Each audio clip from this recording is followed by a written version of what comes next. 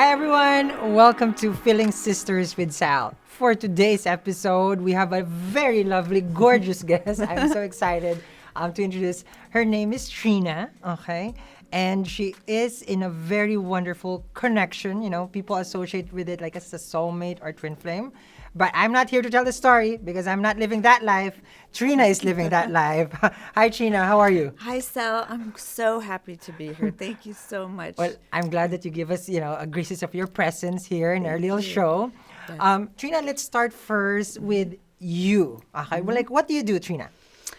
So I am a long-time tarot reader also, and astrologer, Western though. Amazing. Yeah. And I have done all kinds of healing work actually over the years. So I did a naturopathic training, herbalist training, homeopath training, and way back when I was a dancer. So, it's been a long A little bit journey. here and there, A long but journey. on the spiritual side. Yeah. Okay. Always on the artistic, spiritual side. Nice. And now my focus has really been, I'd say, in the last, 5 to 10 years, tarot, astrology, and doing distant healing work that has to do with contract removals and ancestral imprint cleansing and Wow, stuff that like is that. deep. Can you share us, some part of that because it's like Mm-hmm. everybody knows about, right now the tarot, the community, the tarot It's community exploding. it's just Yeah. everywhere, right? Yeah. But I Yeah. want to tap into that part where you mentioned distance healing. Yes. How is it practiced?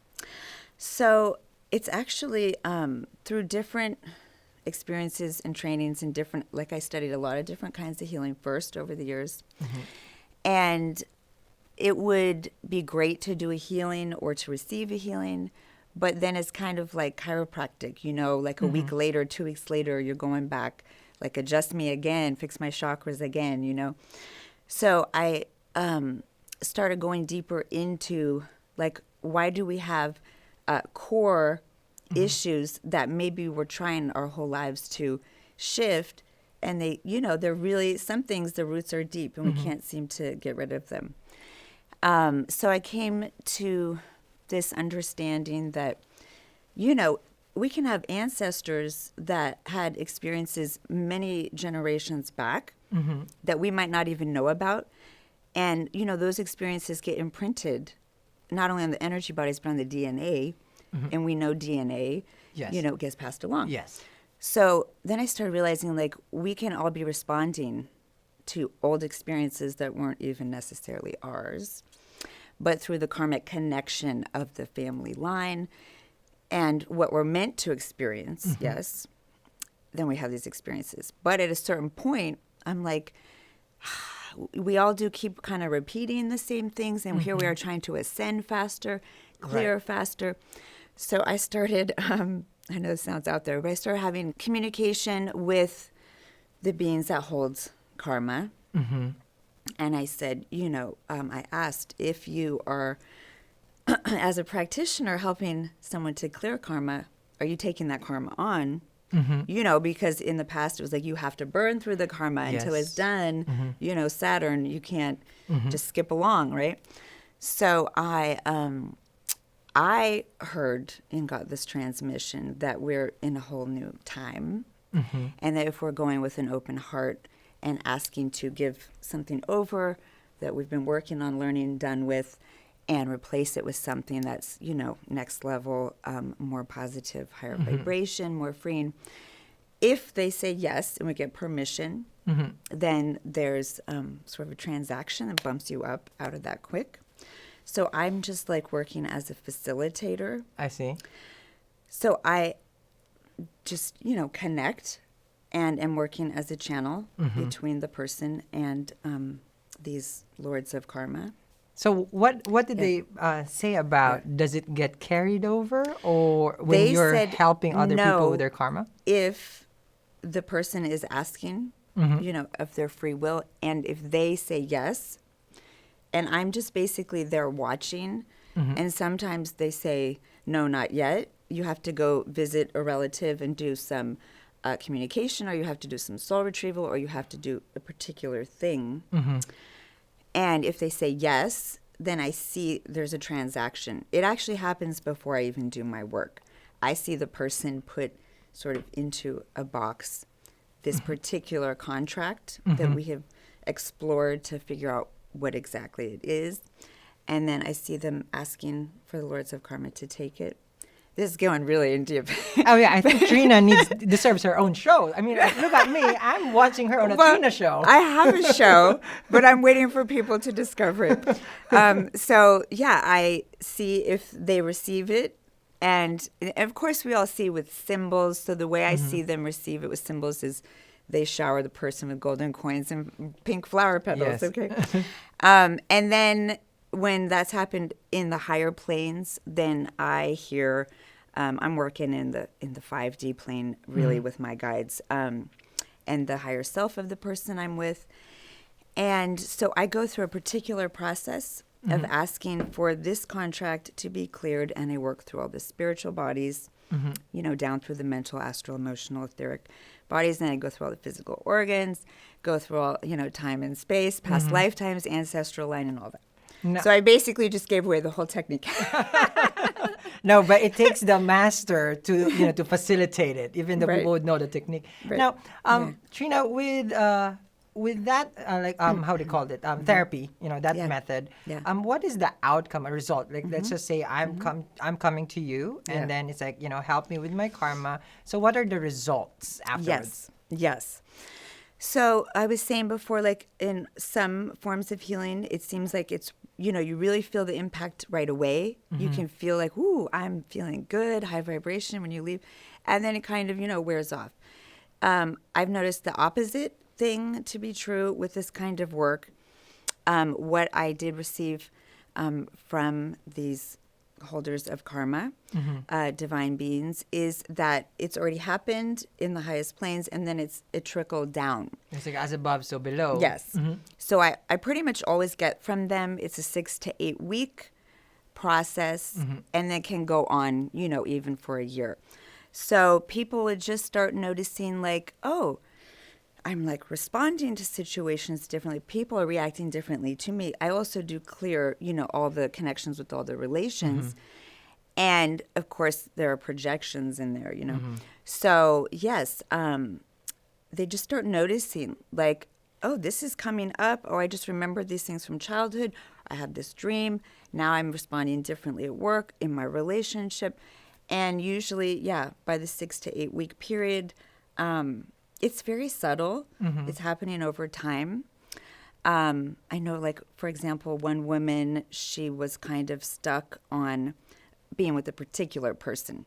You know how we all like to do that. That's the Yes. one, So she was stuck on this, but it was with someone that wasn't looking to be in relationship mutually at that time.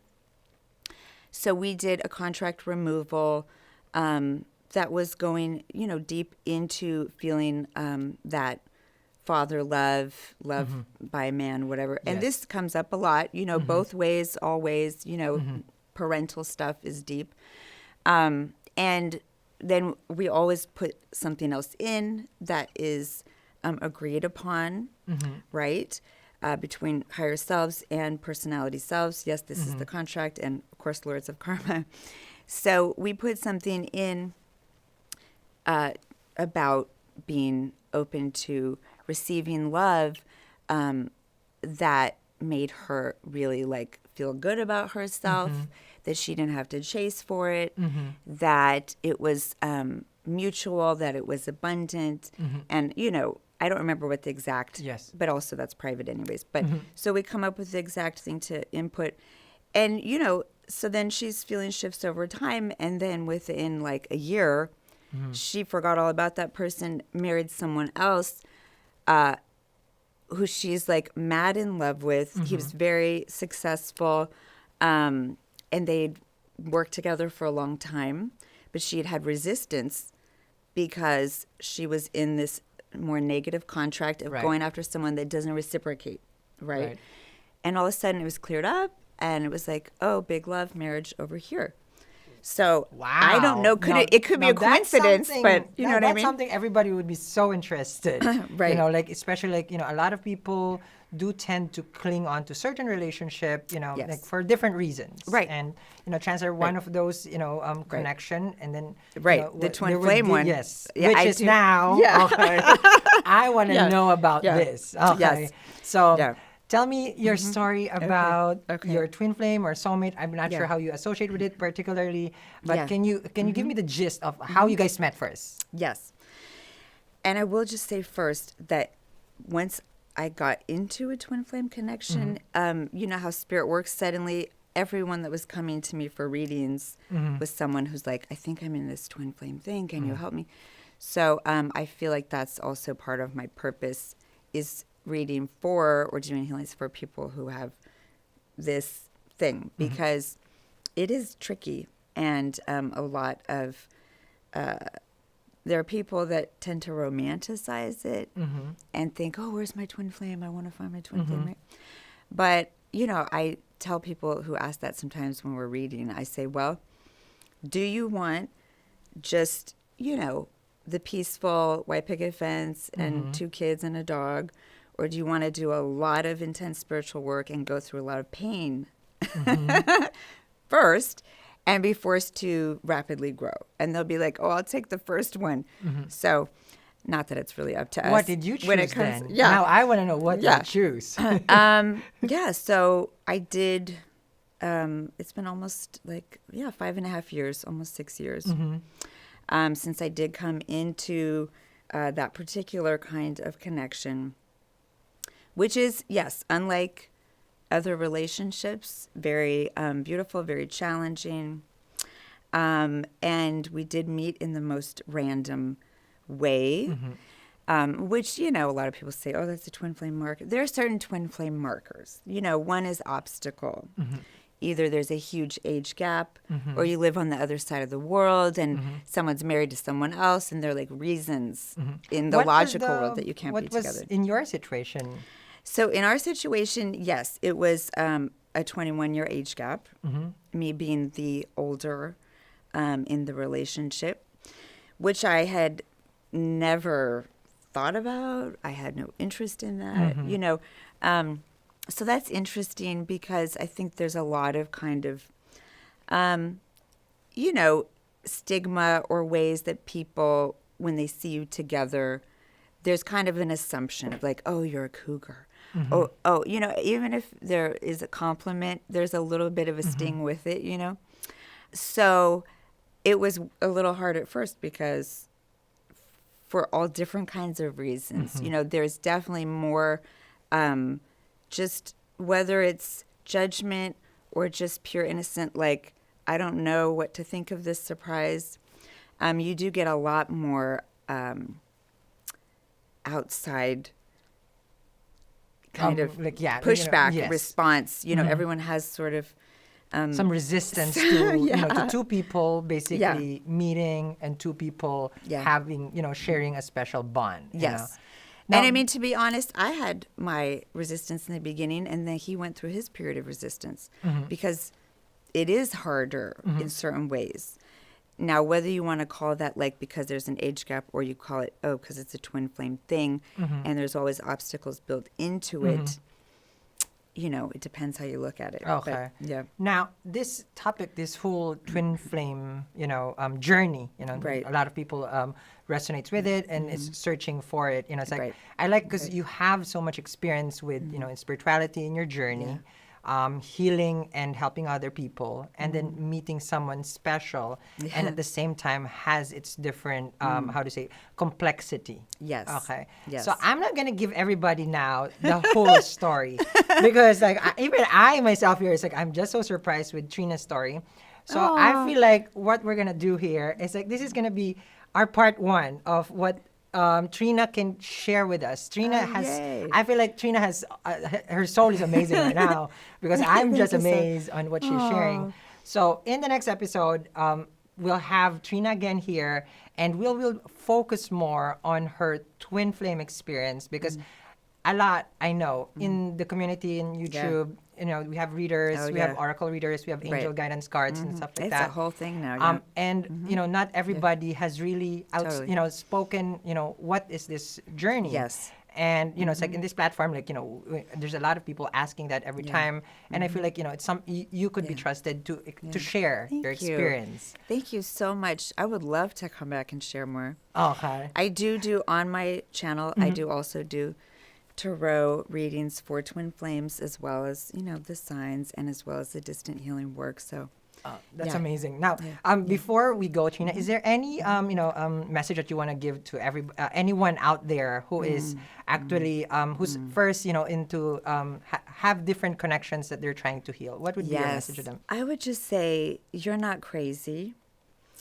and it is a normal part of the process to go through a period of really hard suffering. There's a lot of shadow things that come up. So every time you're really hitting a bottom, just know that there's a purpose. This is like a cleansing. I like to say it's sort of like when stones get tumbled and turned, into the diamond is revealed. It's sort of a tumbling where you're getting turned from a rock into a gem. And it's tough. So if people are like, well, why are you obsessed? Or why can't you get over this person? Or why are you dealing with this person? I don't understand the relationship.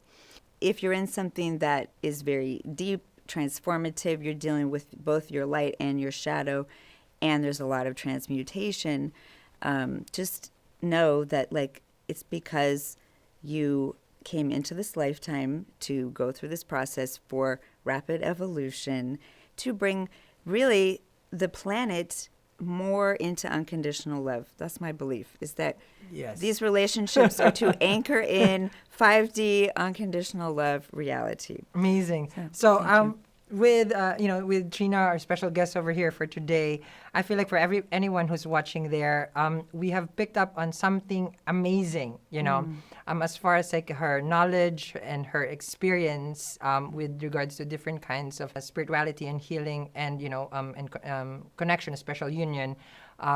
One thing that I have picked up from Trina is that her way of communicating transcends a lot of messages, and I'm pretty sure you guys have felt it. Aww. But next time we're gonna have Trina again here. We're gonna dive deeper into all her knowledge. Everything that you need is in the information in the description box for Trina's channel and in social media handles. It's gonna be in the description box. All right, so that's gonna be for Feeling Sisters with Sal, and I'll see you guys again. Bye.